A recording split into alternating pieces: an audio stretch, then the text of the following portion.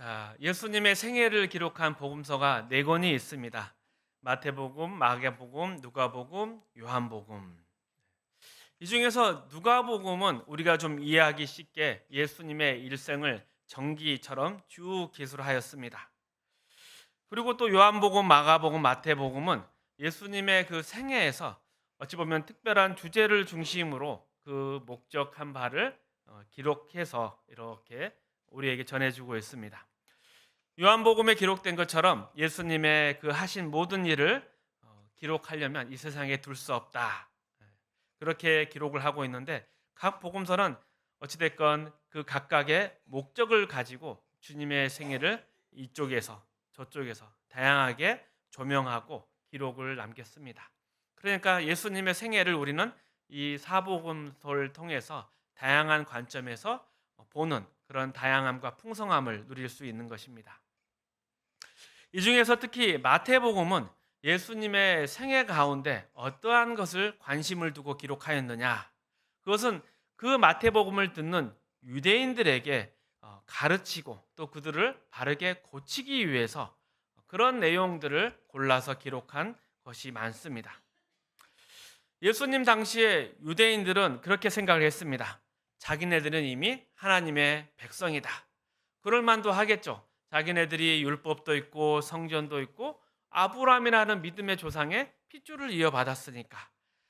그러니까 이제 하나님의 메시아가 온다면 이제 이 유대인의 억울한 형편을 다 해결해 주시고 또 그동안에 당했던 그 모든 것들을 대갚아 주지 않을까 이렇게 생각하고 기대하고 있었습니다. 그래서 실제로 예수님이 이 땅에 오셨을 때 유대인들은 예수님이 메시아인 것을 알아보지 못했습니다. 또한 왜 메시아로 왔다는 이가 왜 예수님께서 십자가에 죽으셔야 했는지도 이해하지 못했습니다. 그리고 또 왜 그들이 죄인인가 여기에 대한 자각조차도 하지 못했습니다. 그래서 그런 그들을 향해서 마태는 하나님께서 원하시는 게 무엇인가? 하나님 나라의 백성은 진짜 어떤 자들인가? 또 유대인 너희들은 무엇이 틀렸고 왜 예수가 메시아인가? 이것을 말하고 싶어서 마태복음을 기록했습니다.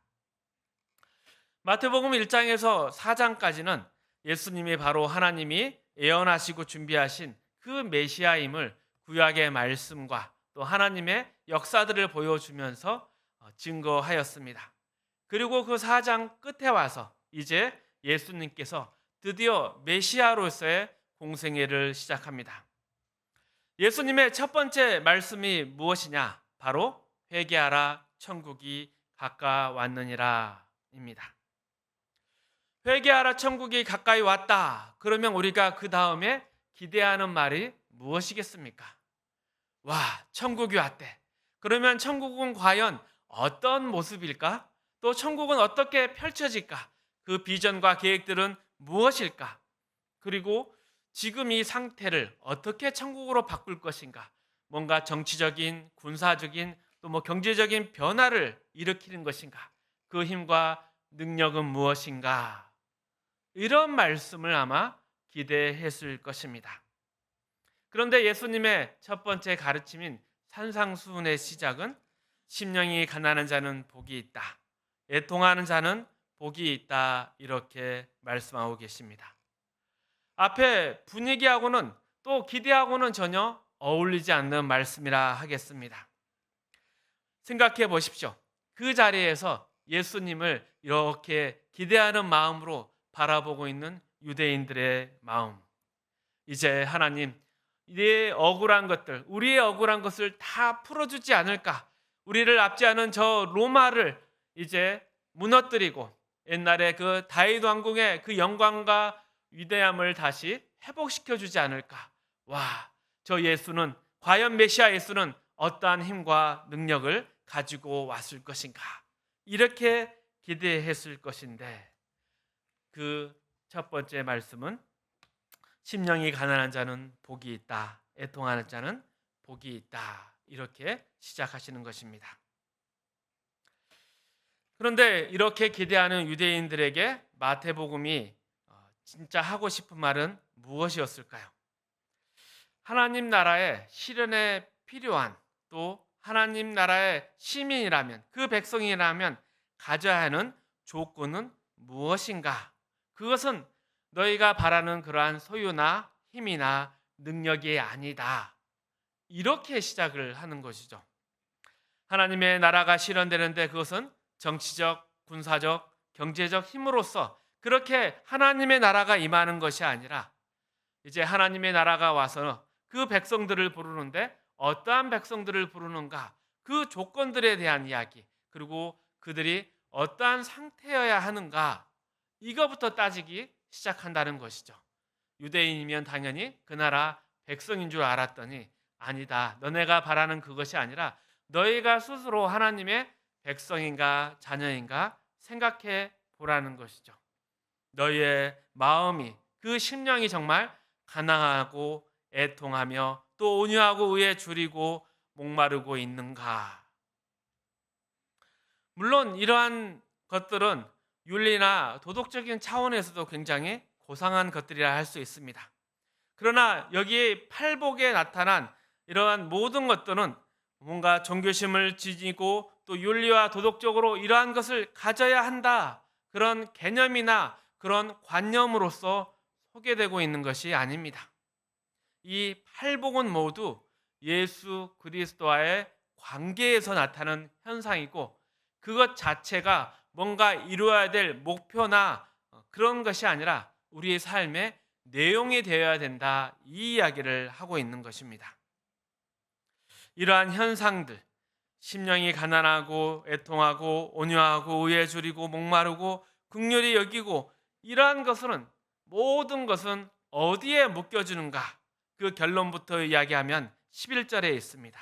11절에 나를 인하여 너희를 욕하고 핍박하고 거짓으로 너희를 거스려 모든 악한 말을 할 때에는 너희에게 복이 있다.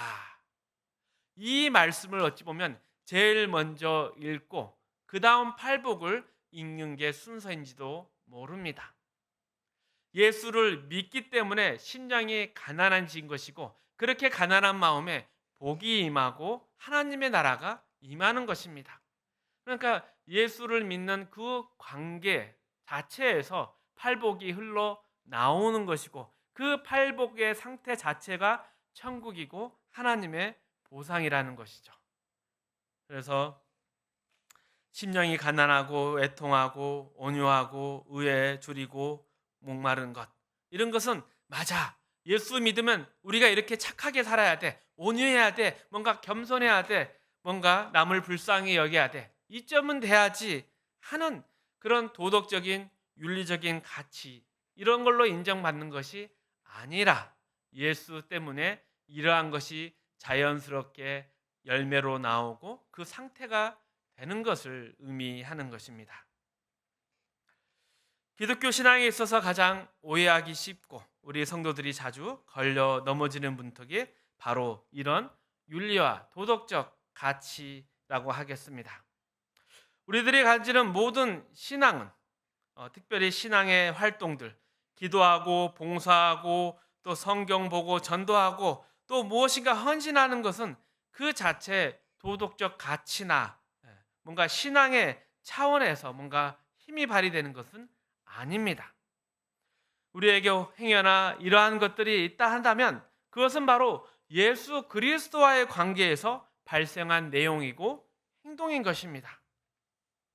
그런데 우리가 우리의 존재 상태가 이러한 예수로 인한 변화된 상태가 아니라 그저 자기의 치장이나 자기의 만족을 위해서 이러한 것들을 수집하고 긁어 모은다는 것, 그런 것이 아니라는 것이죠.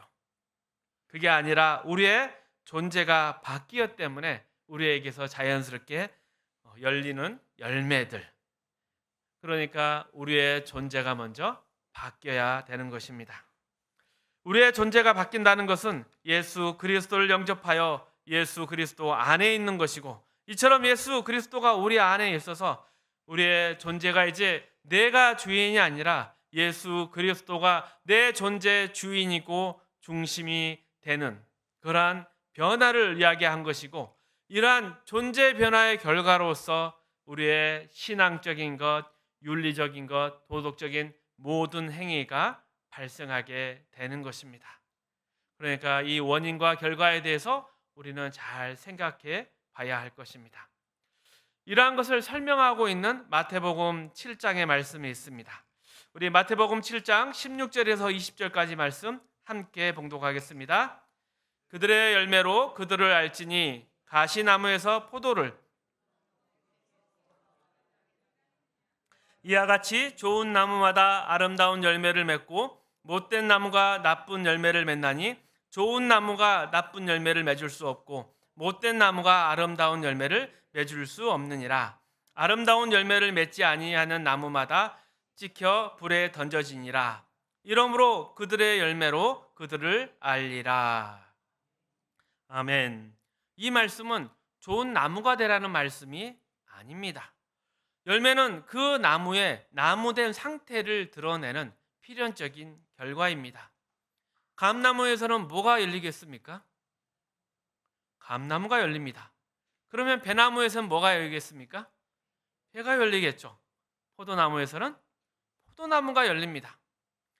그러므로 성경이 우리에게 사랑하라, 용서하라, 불쌍히 여겨라 이러한 것들을 요구할 수 있는 것은 우리의 존재가 그런 열매를 만들어내는 것으로 바뀌었기 때문입니다. 그러나 우리의 신앙이 이런 일들을 본인이 바뀐 그 존재가 바뀐 상태로서의 열매로서 당연히 가지지 못하고 본질적 변화 없이 그런 열매들을 자기의 치장과 만족을 위해서 긁어 모으는 일, 이런 일들을 경계해야 됩니다. 기도하고 전도하고 봉사할 수 있습니다. 하지만 그가 하는 헌신이나 종교적 열심, 이러한 것이 본질적인 변화에 의한 열매가 아니라면 아무런 의미가 없는 것입니다. 그저 변화 없이 자기를 치장하기 위한 행동에 불과한다면 이것은 예수를 닮아가는 모습에 아무런 유익도 없고 쓸모도 없는 것입니다. 기도 많이 하고 큰 소리 내는 사람 교회 안에 얼마든지 있습니다. 전도 많이 하고 목이 굳은 사람, 세운 사람도 많이 있을 수 있지만 이런 것들이 예수를 믿고 천국을 누리는데 어떠한 수단이나 방법이 되는 것이 아닙니다. 이 모든 것들은 열매여야 하는 것이죠. 내 자신이 예수로 인해서 변화된 그 존재 열매들. 기독교 신앙은 우리가 더 고급한 어떤 이상과 개념과 수준으로 가자는 얘기가 아닙니다. 착한 일을 많이 해서 동양에 등장하는 군자가 되자 이런 것이 아닙니다. 스스로 도를 닦아서 불교의 부처처럼 되자는 것도 아닙니다. 기독교의 핵심은 예수를 알고 예수와 관계를 맺겠다는 것입니다. 예수가 언제나 그 중심에 있습니다. 예수를 믿기에 심령이 가난하고 애통해지는 것, 이 모든 것은 예수와 관계에 맺고 있기 때문에 생기는 상태인 것이고 그 예수와 관계를 맺고 있기 때문에 세상이 반대하고 박해하는 것입니다. 우리가 하는 어떤 일들, 기도, 성경 읽기, 전도, 이 모든 기독교의 행동들은 그 모든 것이 예수와의 관계성 안에서 필연적으로 발생하는 것입니다. 그러기에 우리는 예수를 먼저 만나는 것이 필요하고 우리는 늘 예수 안에 있어야 합니다. 빌립보서 2장 5절에서 8절까지 말씀입니다. 너희 안에 이 마음을 품으라. 곧 그리스도 예수의 마음이니 그는 근본 하나님의 본체시나 하나님과 동등됨을 취할 것으로 여기지 아니하시고 오히려 자기를 비워 종의 형체를 가지사 사람들과 같이 되셨고 사람의 모양으로 나타나사 자기를 낮추시고 죽기까지 복종하셨으니 곧 십자가에 죽으심이라. 이 말씀은 몇 번이나 말씀을 드렸습니다. 이것은 복종하셔서 십자가에 지셨다. 그리고 십자가에서 얼마나 예수가 겸손하고 순종했는가, 이런 관념론적인 이야기를 하는 본문이 아닙니다.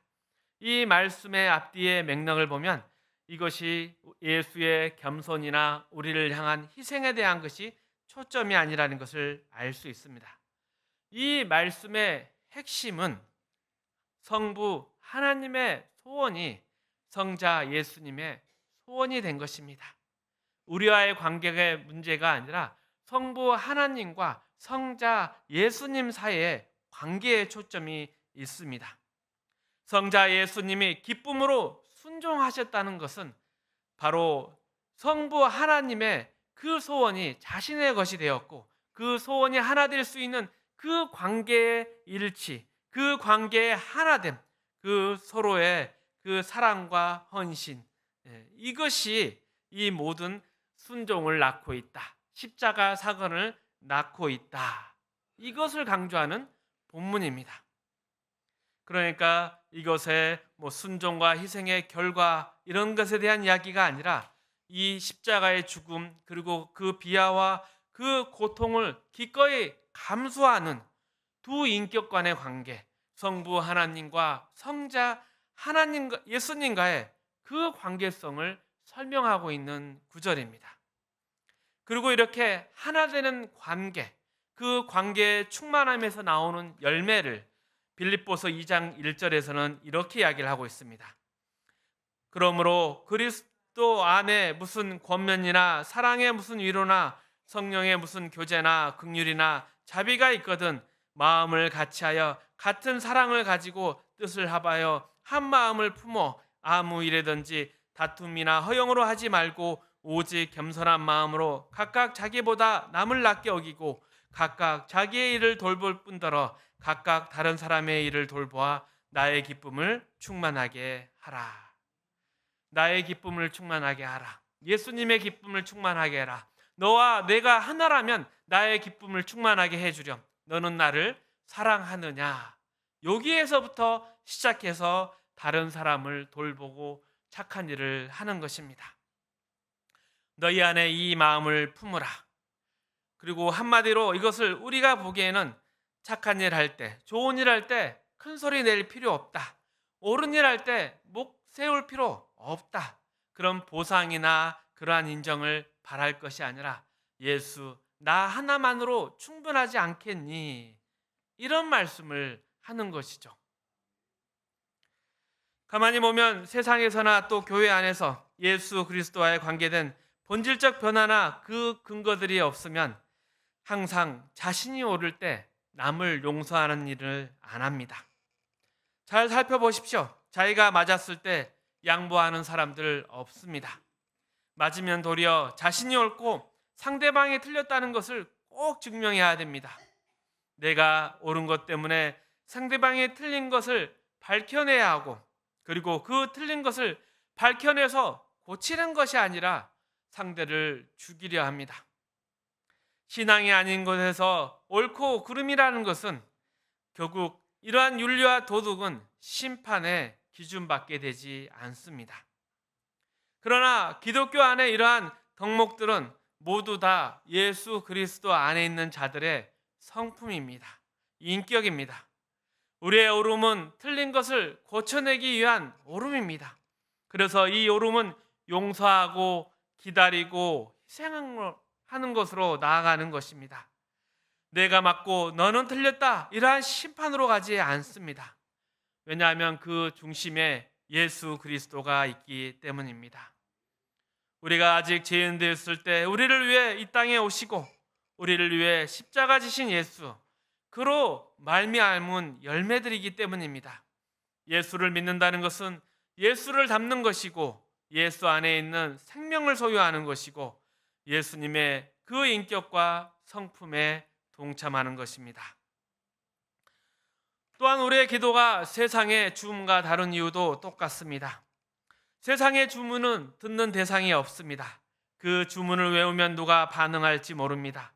그저 결과만 얻기를 바랄 뿐이죠. 이것이 주문이지만 기도는 다릅니다. 우리의 기도를 듣는 대상에게 우리는 우리의 소원을 호소합니다. 설득만 하지 않습니다. 내가 주님을 위해 이만저만 열심을 가졌습니다. 그러니 이렇게 보상해 주셔야 됩니다. 이렇게 조건을 내밀고 결과를 받아내는 것이 아닙니다. 하지만 재미있게 반대로 이런 억지도 있을 수 있습니다. 내가 이것을 요구할 아무 조건도 없고 참 부끄럽고 매맞아도 싸지만 그래도 하나님은 하나님이시지 않습니까? 은혜롭고 긍휼을 베푸시며 찾아오는 자녀를 외면하지 않겠다 하지 않았습니까? 그러니 이렇게 바지라도 붙잡고 늘어지는 억지, 이런 것도 가능한 것입니다. 왜냐하면 우리는 하나님과 인격적인 관계를 맺기 때문입니다. 우리는 하나님의 자녀입니다. 그래서 하나님께서 그 보상을 받을 자격 없는 우리에게 풍요한 긍휼과 자비, 신실하심과 능력으로 함께하고 계시는 것입니다. 이처럼 기독교는 어떤 원칙이나 기준, 또 무인격적인 법칙의 종교가 아닙니다. 신앙의 중심과 그 최고의 권위에 생각하고 결정하시고 생명을 다루시는, 그리고 또 복주시기를 기뻐하시는, 살아계시고 행동하시는, 그러나 긍휼과 신실하신 우리의 아버지이신 하나님이 계십니다. 이것을 놓치면 기독교는 그저 윤리나 도덕 강좌가 되고 맙니다. 실제로 신앙생활을 하다 보면 안 믿는 사람들이 훨씬 경무와 상식에 더 낮고, 반면에 믿는 사람이 억지가 더 많은 것을 볼 수 있습니다. 그런 억지가 어디에 생겼겠습니까? 우리가 믿는 하나님이 긍휼과 자비를 가진 인격이라는 그러한 이해와 경험에서 생긴 것입니다. 그래서 마태복음 5장 48절에 그러므로 하늘에 계신 너희 아버지의 온전하신 같이 너희도 온전하라. 이처럼 온전함과 완전함을 요구하고 계십니다. 이것은 세상의 윤리나 도덕보다 훨씬 더 고급하고 고상한 요구인 것입니다. 오른편 뺨을 때리면 왼편 뺨을 대라. 원수를 사랑하라. 이런 것들은 다 세상의 도덕이나 윤리가 아닙니다. 너희 아버지를 닮아라. 너희 하늘 아버지를 닮아라. 하늘에 계신 너희 아버지의 온전하신 같이 너희도 내 아버지를 닮아라 하는 것입니다. 이것이 바로 성경의 말씀이고 요구입니다. 그래서 심판도 어떤 것을 기준으로 하느냐? 세상과 전혀 다른 것입니다. 마태복음 7장 21절에서 23절의 말씀 함께 읽겠습니다. 나더러 주여 주여 하는 자마다 다 천국에 들어갈 것이 아니요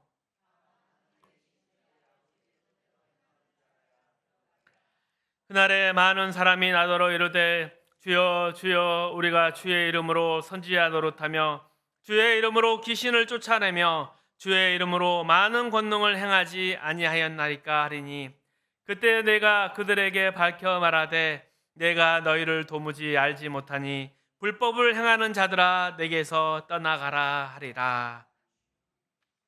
심판의 기준이 무엇입니까? 성경에서 말하는 심판의 기준이 무엇입니까? 우리가 주님을 알고 주께서 우리를 아느냐, 이것입니다. 여기서 안다는 것은 지식과 정보의 차원이 아닌 것입니다. 우리와 주님이 인격의 고급한 깊은 교제를 나누고 있느냐, 이것이 바로 기준인 것입니다. 내가 선지자 노릇했습니다. 귀신을 쫓아냈습니다. 권능을 많이 행했습니다. 그런 것은 다 필요 없는 것입니다. 내가 기도를 많이 하고 헌신과 봉사를 많이 했습니다. 전도를 많이 했습니다. 이런 것이 다가 아닙니다. 그런 걸 하지 말라가 아니라 그런 것을 할 때 과연 내가 예수를 알며 예수 안에 더 깊은 교제 가운데 있었는가? 그래서 우리가 주님을 닮아가는 인격적인 교제로서의 우리의 삶의 성장과 성숙이 있었느냐? 이것을 묻고 있는 것입니다. 세상은 바로 이런 문제에 있어서 기독교를 전혀 알지 못합니다. 세상 사람들이 하는 말이 있죠. 저 사람 정말 착해. 저 사람은 예수 안 믿어도 천국에 갈 거야. 이렇게 말하는 것 전혀 말이 되는 것이 아닙니다. 예수 안 믿고 가는 천당은 없습니다.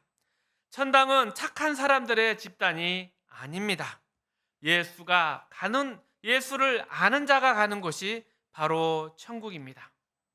천국 가는 것은 착한 문제가 아니라 그리스도 예수를 아느냐입니다. 그를 믿고 그와 함께하고 그 안에 있기를 바랐느냐 이 문제입니다. 전부 영적인 싸움지 윤리나 도덕, 이상주의의 싸움이 아닙니다. 하지만 세상 사람은 물론이고 우리가 가지고 있는 자연적인 종교 본성 때문에 우리가 자꾸 이상적이고 금욕적으로 나아가길 바랍니다. 그러나 예수 믿는다는 것은 그런 것이 아닙니다. 예수 믿는다는 것은 가장 생명 있게 진리를 살아내는 것입니다. 예수 믿는 가장 핵심적인 요소가 생명과 진리에 있기 때문입니다. 예수 그리스도 안에 있는 생명, 예수 그리스도 안에 있는 진리, 빛으로 소금으로 이 땅을 살아가는 것입니다. 이러한 존재는 숨겨질 수가 없습니다. 그에게서 치료와 위로가 나오고 하나님의 영광이 드러납니다. 이 땅에 소망이 나오고 이 땅에 회복과 이 땅에 구원의 소망이 넘쳐 나옵니다. 이처럼 성경이 우리에게 묻는 예수 믿는 자, 하나님 나라로서의 백성의 그 조건은 바로 그리스도와 연합된 상태이며 그의 마음이 주를 닮는 것이고 닮는 성품과 인격으로 존재하며 행동하는 것이고 이로써 주님이 가시는 생명과 진리를 이 땅 가운데 증거하는 것이고 이를 통해 영혼을 구원하고 복되게 하는 존재이며 주님과 함께 하나님 나라 만들어가는 동역자입니다. 이것이 자녀된 본질이요 자녀된 삶의 책임입니다.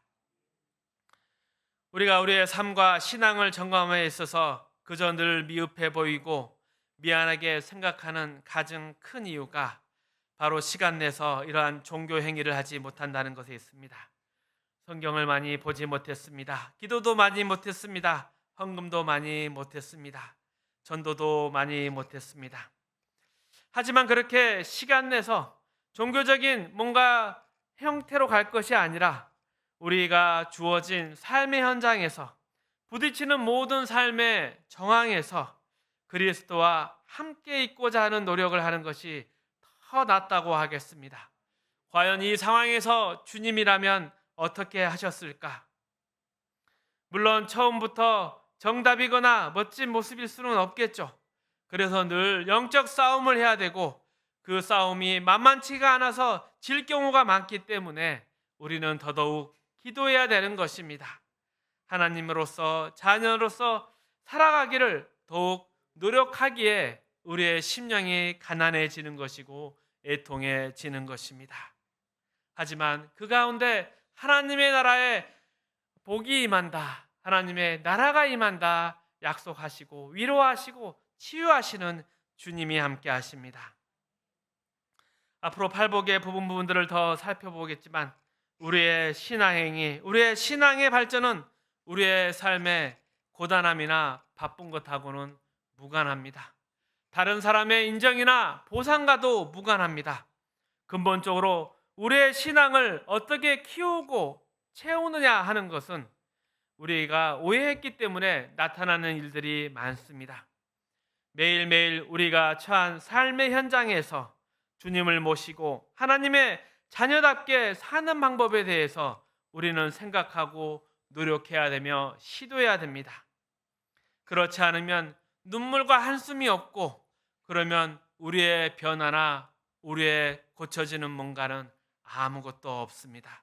아무런 열매도 없게 되는 것입니다. 그러면 결국 목적지에 도달할 수 없게 됩니다. 이런 싸움과 도전을 포기하고 그저 아무런 유혹이나 시험이 없는 안전한 장소에서 그저 신앙적 행위만을 하는 그런 유혹과 거짓에서 벗어나시기를 바랍니다. 하나님 안에서 살아가셔야 합니다. 예수님과 함께 살아가셔야 합니다.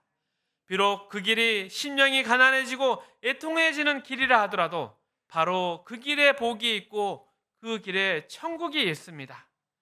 믿음으로 승리하시는 멋진 자녀 되시기를, 멋진 저와 여러분 되시기를 주님의 이름으로 축복합니다.